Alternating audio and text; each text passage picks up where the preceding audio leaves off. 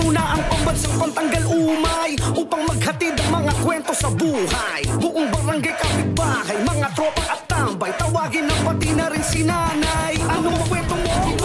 Logan na yan, saan ka man naroon? Logan na yan, gusto mong mapanood? Logan na yan, imatlogan na yan, imatlogan na yan, imatlogan na yan.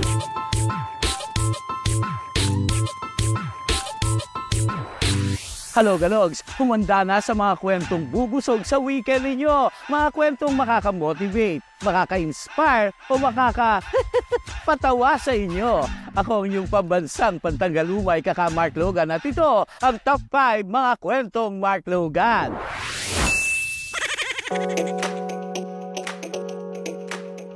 Ang mga Noipi talaga namang malikhain, lalo na sa mundo ng mga damit. Hindi tayo nagpapahuli. Kilala rin tayo sa may magagaling na fashion designers gaya ni Michael Cinco, Francis Libiran at Raho Laurel. Si Raho Laurel laging on fleek. Ang mga gowns niya ay parang may magic trick. Kay Francis Libiran naman, creative at bold. Mga disenyo niya ay hindi basta mold. Pero wait, there's more dahil mayroong bagets na for sure hindi rin magpapakabog. Meet Del Morales, ang rising fashion designer ng Malolos. Bata pa lamang daw siya, gusto na niyang magtahi. Na-inspire siya sa klase niya sa TLE. Kaya naman ang mga lesson tungkol sa running stitch ay nagamit at nakakagawa na ngayon ng mga incredible na damit. Yeah, fact! Just about like 2022 if I'm not mistaken. At first, I was only doing hand sewing and stuff. And then when I save enough money, I bought my first sewing machine. It becomes part of like my everyday life. Yeah. I just love doing it. I feel like I couldn't live without fashion and stuff like that. Sa bawat tusok ng karayom, may sayang kasama. Mga damit niyang gawa kahit sino'y mapapahanga. Siya'y laging nakasmile kahit tela'y gusot at luma. Pati basahan ni Lola sa fashion na kanyang gawa ay patok na. From head to toe, aba, isa nga rin siyang modelo. May iba't ibang hikaw at singsing. Kakaiba rin ng mga bling-bling. Sabi? Sa mga basahan at maong siya raw ay bihasa. Bawat piraso nito, tsak siya ay may magagawa. Lumang jeans na butas, sa kanya'y nagiging formal. Basahan na punit, nagiging uso at espesyal. Pag siya'y nag-design, kahit basahan ay napapahanga. Kahit simpleng piraso, nagiging kasuotan na ng reyna. Nadamitan na raw niya sina Saza Girl at Mimiya. Suot ang kanyang mga designs na gawa sa tagpi-tagping denims at ibang tela. Oh, recently I styled Jao and a Sasa Girl. Yeah, that was really surreal for me because like it only happened for like a week. Yeah, so like I was really shocked na nangyari yun kasi grabe, like in a week I styled two like prominent artists in the Philippines. Hindi lamang siya sa damit magaling dahil nakakagawa rin siya ng bags na iba ang dating. Aba, isa kang world-class bata. Pangarap niya raw madamitan si Hart gamit ang kanyang mga design na work of art. Maging isa ring ganap na model na hangad hindi lang sa Pinas pati sa buong mundo. Para kay Del, kahit damit na sira, sa kanya'y nagiging sastre. Kahit punit, maaari itong maging rags to riches na klase. Just be you, you know? Like, you don't have to suppress yourself. You don't have to like pipiin yung sarili mo sa mold just so matawag ka lang na parang, oh, I fit in the society, I fit in the mold, I fit in the norm. Like, just be you, you know? Like, express who you are, express who you are using your, you know, clothes and stuff and fashion. Pagpatuloy mo lang yan, bata. Baka sa susunod, di ka lang sa Pinas makikilala, kundi na rin sa buong mundo. Kaya naman Del, sa bawat sinulid na iyong ihahabi, may kwento itong binubuo. Minsan ay simple, minsan ay may masalimuot at magulo. Bawat tahi, bawat tusok, laging may aral na dala. Sa huli, ang bawat piraso magiging obra maestra ng bawat isa.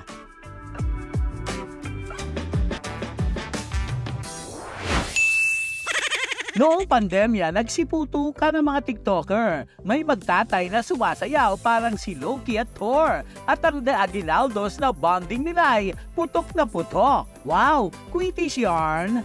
Mayroon ding pamilya na magagaling kumanta at mga kabataan na natatanging talento ang ipinapakita. Matapos ang ilang taon, patuloy pa rin silang namamayagpag. At mayroon mga bagong personalidad, ang mga nagpapakitang gilas. Isa na riyan silang magnanay na ang mga tipikal na nangyayari sa bahay kapag nilagyan ng kalukuhan. Aba, ang kanilang tahanan napupuno ng kasiyahan. Di nga. Kaya para mapatunayan, pumunta ako ng Cavite sa lugar kung saan lumaki si Kong TV. Ang sabi? Kababata raw niya ang mga YouTube sensations na sila Junie at Kong. Kaya hindi maitatanggi na sa kanilang dugo ang pagpapatawa ay very strong. It runs in the blood. Oh, nako. Meet JC at ang kanyang mother partner na si Cecil. Likas na daw sa kanilang pamilya ang pagiging masayahin. Kaya naman sa mundo ng TikTok, ang kanilang mga videos ay trending. Ang views ng kanilang videos umaabot ng milyon. Talaga namang patok sila sa masa. Ang lahat ng tao kanilang napapatawa. Nagsimula lamang daw ang content nila sa isang pawang. Nakalimutan daw ni JC ang sangkalan. Kaya naman nang iaabot ito ni Mami Cecil sa kanya. Aba, ito ang ginamit na panghiwa. Sige Mami, hampasin mo. Sa totoo lang, magluluto lang ako ng sinangag nun. At wala akong dalang sangkalan. Tapos, usually sinag-video ko habang nagluluto ako. Tapos ayun, nasaktuhan na nakita ni Mama, wala akong sangkalan habang naghahati ng garlic. Kaya ayun, nasaktuhan rin nakuha na pinalo niya ako ng sangkalan. Ayun, doon nagsimula yun. Dumaan lang ako talaga nun. Tapos sabi niya, Mami, magsasangag ako. Sabi ko, o sige, andyan yung bawang. Nakita ko kasi maano ako pagdating sa luto eh. Nakita ko, magtatadtad siya ng bawang sa lamesa. Di pag inano ng kutsilyo, inabutan ko siya ng sangkalan. Tapos paglingon ko, bigla niya akong biniro nga na yun, napalo ko siya ng sangkalan. Doon nag-umpisa yun. Seloso rin daw itong si JC. Kaya naman na makita niya ang kanilang alagang aso, aba, hindi siya nagpadaig dahil gusto rin daw niyang magpalambing. Uy, kuchi-kuchi! What a sweet dog! What a sweet son! Bukod sa pagiging content creator, alipin din siya ng salapi at nagtatrabaho bilang crew sa isang Korean store. Taray, Opa Yarn, Annyeong, Kamsahamnida. O JC, kaya mo ba yon? JC po, as Christian, bilang worker, isa po siya sa pinakamasipag po sa amin. Truth po, na pinakamasipag po dito sa amin sa K Street branch po. So, si JC naman po is lahat po ng mga gusto nila or gusto niya, sinusuportahan po namin as an owner. Si JC po ay napakasipag, napakabait, sumusunod po kung ano po yung lahat ng instruction po na gusto niya na pinagagawa namin sa kanya. So, wala naman po kaming ibang masay sa kanya. Kumbaga, isa siya sa good employer po namin.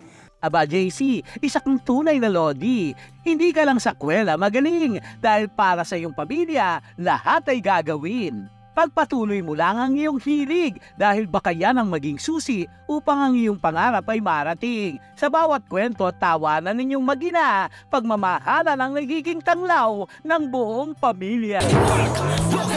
Imatlogan na yan, imatlogan na yan, imatlogan na yan. Imatlogan na yan, imatlogan na yan, imatlogan na yan. Sample pa lang yan ng mga kwentong inyong aabangan, kaya ayusin na po ang pagkakaupo o pagkakahilata. Sit back and relax, eto na po ang mga kwentong Panchila.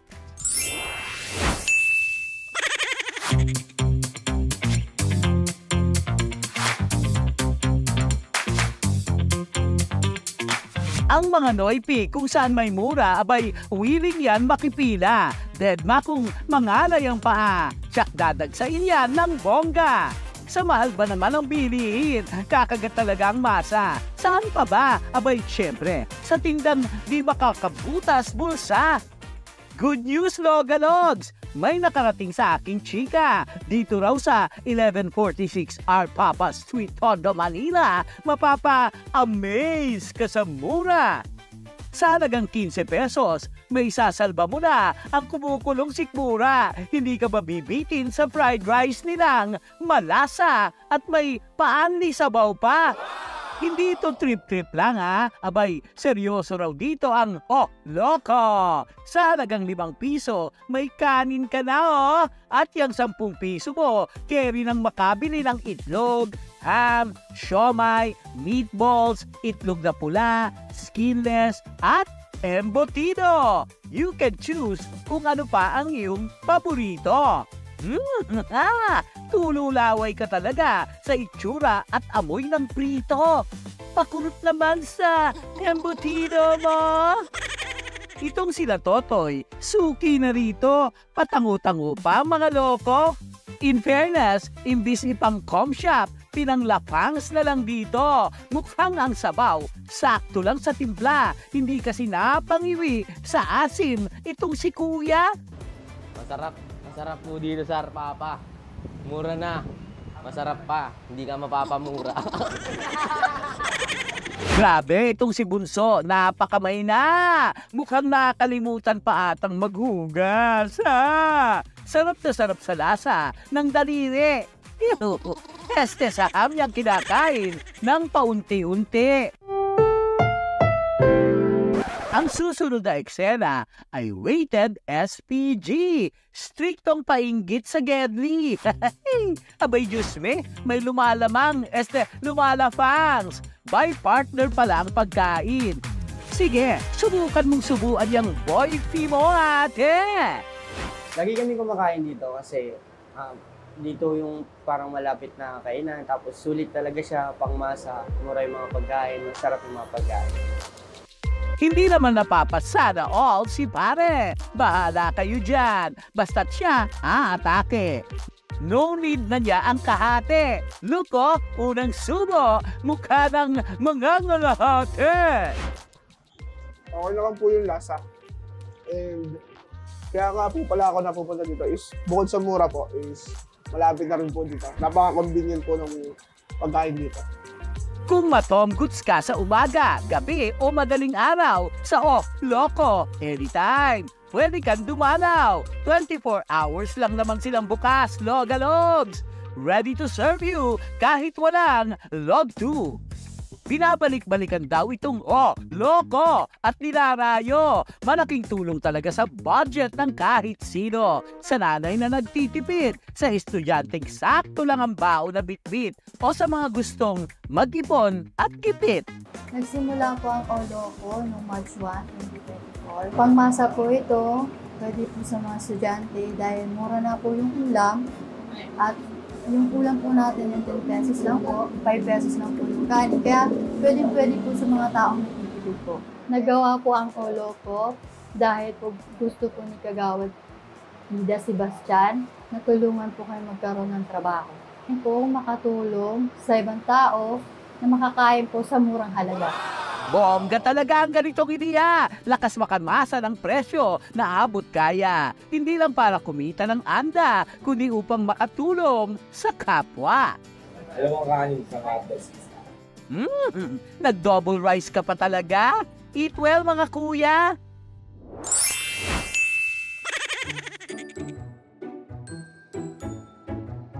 Logalogs, kung trip mong gumala with barkada o mag-family bonding, dito sa San Miguel, Manila, subukan yung tumesting. At kung medyo introvert ka, pwedeng maki-meow-meow o bark-bark sa pet nila. Carry mo nang kumain mag-isa dahil sila ang inyong makakakapet tambayan.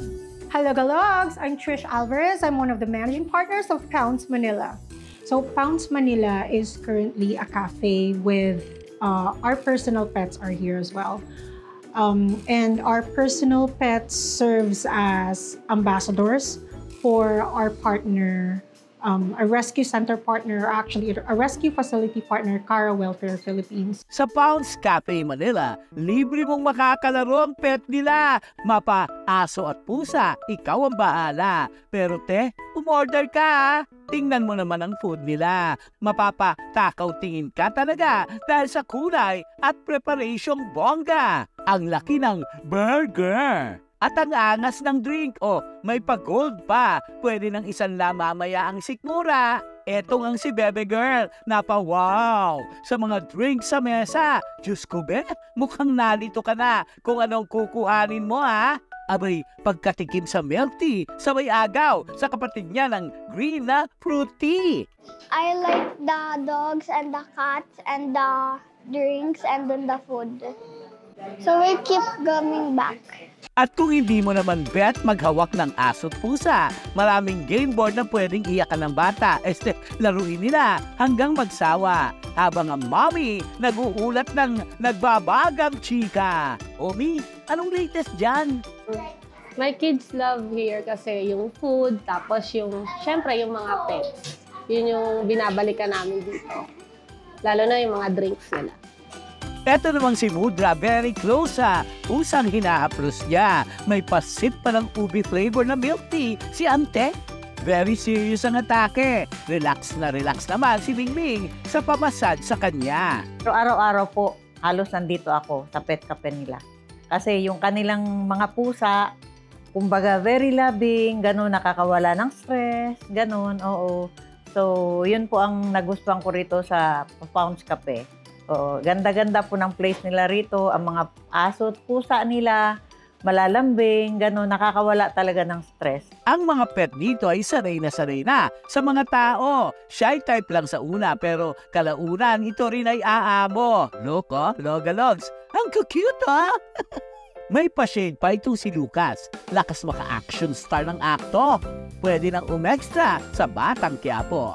Ang iba naman ay palog-tulog lang sa Gedli at may pasenti-senti. Sa katunayan ng Pounds Cafe Manila ay may tinatagong advokasya. Ang ilang porsyento ng kinikita nito ay napupunta sa Cara Welfare na hangad makatulong sa mga rescued na aso at pusa. Because I've been a volunteer for Cara Welfare Philippines for almost 10 years now. And so what we did is partner with them so that the profit of Pounds Manila, some of the profit of Pounds Manila would actually be donated to the Cara Welfare. Nabusog ka na, may cutie patuti ka pang aso't pusa na magtatanggal ng stress mong naka-premium yata sa lala. Kaya i-go mo na ang gala at mag-bonding sa cafe na business with a purpose ang atake. Welcome to Pounds Manila. We invite you all here to experience our cafe and relax with our pets. Imadyogan na yan, imadyogan na yan, imadyogan na yan. Imadyogan na yan, imadyogan na yan, imadyogan na yan. Mannequin? Robot? Kakamangha o kakakilabot? Naku, Logalogs, ba't gumalaw bigla? Wow! Ay, Barbie, sabi ko na.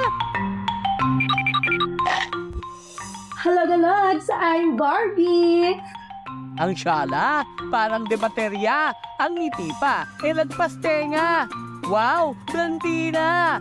Ang galaw kakaiba. Pinapatakbo ata to ng turnilyo at makina.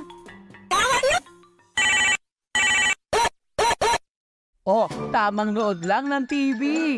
Ang palabas, sarili. Muni-muni o nakikimarites? Tamang dungaw lang sa window. Barbie, anong latest? Di pa natin agad tinakot ang tingting. Ano ba kung inawalis mo, te? Agoy, nakakaaning. Oh, nabali pa ang gulugod. Kakayo ko. Buhusan ng langis yarn. Diyos ko. Dilig, dilig, dilig. Naku, Barbie. Lulod na yata yan sa tubig. Wow, nagsasampay. Sarap naman nila itong kasama sa bahay. Sipag ah, nagtupi pa. Damay mo na nga rin itong tupiing ko, iha. Nagutom. Dami kasing ganap, ante. Kaya sige, lapang ng stapeti with ginkgo biloba I bet, naghuhugas ng pinagkainan, mga mi. Eto lang ang kaisa-isang nasite ko na naghuhugas ng nakangiti. O ngayon, pagod ka. Tamang rest muna bago uli rumampa. At bago pa dumayo kung saan itong si Barbie, inaya ko siya for a one-on-one interview, mga ti. Hello po, I'm Trisha Marambil, aka Barbie Marambil, and I'm 24 years old po. Meet Trisha, ang Batanggenyang Noypi Barbie. Nag-start po siya noong 2020. So, sobrang bored na bored po ako that time. So, ang ginawa ko po is parang nag-dub lang po ako ng isang Barbie. Nung nag-My Day po ako, actually ang dami pong taong natuwa. Sabi po ay ituloy ko daw po. Then until lumawak na po na lumawak yung concept ko. Until this day, yun, mas nakapag-create po ako ng original contents ko, ng original stories ko. And yung inspiration ko po naman is, I'm a fan of Barbie. Viral ang videos na overload sa aliw, benta ng banana Q o magala barker na nakakabaliw. Kasakay na! Kasya pa! Dahil Lodi isinabuhay na ang pagiging Barbie mula sa pagsusupply hanggang sa pamimili ng kanyang OOTD.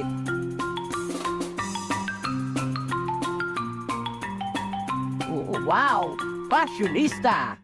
Siya ay Barbie girl, living in her own world. Di siya plastic, ganda niya'y fantastic. At ayun, dumayo pa nga sa bangketa, kaya mga logalogs todo bali ng leg sa kanyang pag-rampa. Ano kaya ang hatol ng logalogs? Barbecue o barbecue? Sobrang ganda niyo po, kamukha niyan si Barbie. 10 out of 10. Ang ganda talaga. Here. Kamukha po talaga niya si Barbie. 9 po. She is almost perfect. Yung paggaya niya as a Barbie, okay. Gayang-gaya niya yung mga galaw ng isang Barbie. Yung ganda niya, perfect. 10 over 10. Uy, Barbie, sabi ko na, Barbie Nagsimula ang hilig ni Trisha sa Barbie noong bata pa. Fan po ako ni Barbie since I was 6 years old po. And I started collecting Barbie stuff po when I was 10. Hanggang ngayon po actually, yung mga dolls po, mga manika. And then mahilig po talaga ako manggaya. Nung bata pa lang po, ginagaya ko po yung mga sayaw ni Barbie, yung po mga lines. Actually lahat po, halos lahat po ng Barbie movies, sa ulo ko po ang mga lines doon. Super hilig ko po siyang gayahin talaga lahat. Perfect man ang ginagaya, iba naman daw siya in real life. Actually po, si Barbie po talaga, di ba? Napaka-perfect po talaga. Parang hindi po siya nagkakamali So, parang nasa kanya na po lahat. But, kung i-compare po, si Trisha in real life is napakadaming shortcomings, napakarami pong mistakes, napakarami pong obstacles na pinagdaanan. Kung papipiliin man din po ako if Barbie or Trisha, syempre dun pa rin po ako sa Trisha kasi it made me a better person dun po sa mga challenges and mga mistakes na natutunan ko. Pero wag ka, multi-talented. Nagmo-model po siya, sumasali po siya sa mga pageant noon, sa fashion show, and isa po siyang dancer din. Tapos, mahilig din po siya mag-acting and filming. At siya talaga, kung ano yung gusto niya, ginagawa niya. Kung anong sinabi niya, gusto niya mangyari, pinanindigan niya. Tsaka talagang siya pinagtatrabahuhan niya. Yung dream niya talaga na mag-vlog, tapos maraming mapasaya ay nagagawa niya. Real life Barbie nga! Legit, mga kapatid! You can be anything you want, syempre. Kasi, di ba po, may mga times sa atin na nadadown tayo. There are times na parang hopeless, wala nang pag-asa, hindi naman po may iwasan yun. It's very normal kasi pinagdaanan ko rin po yun. So, masasabi ko po is just continue to pursue your dreams. Kung ano man po yung ginagawa niyo, just continue doing it. And of course, you can be anything you want to be. Basta pag inisip niyo, visualize niyo siya, magagawa at magagawa niyo yan. There is beauty in imperfection, ika nga. Walang taong perfecto, pero piliin mong sumaya. Ano man ang trip, out of this world man ang gimmick. Sa life, ang happiness ay walang kahit anumang kapalit. Go, be yourself.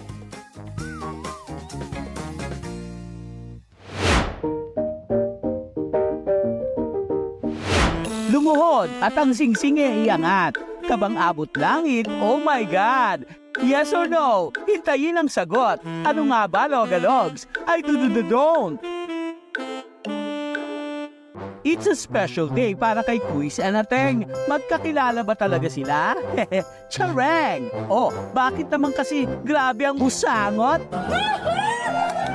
It's a yes! Congratulations! Pukpok palayok naman ang eksena nitong dalawa. Kanan, kaliwa, pukpok. Hard, iha. Oh, bongga.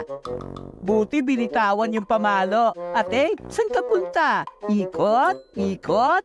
Magyayas din naman pala. Bongga! Proposal with a pakialamera sa not-so-surprised na eksena. Dahil ka ba, pakialamera ka, alam mo to. Kunwari pang gulat, naalungkat naman pala. Hindi ko alam kung kailan. Di nga. Si Kuya naman, grabe ang pag-best actor. Kunwari pa, nabalian sa paglalaro ng basketball. Ayun, sabay luhod. Kaya si Ateng, kung san-san umikot.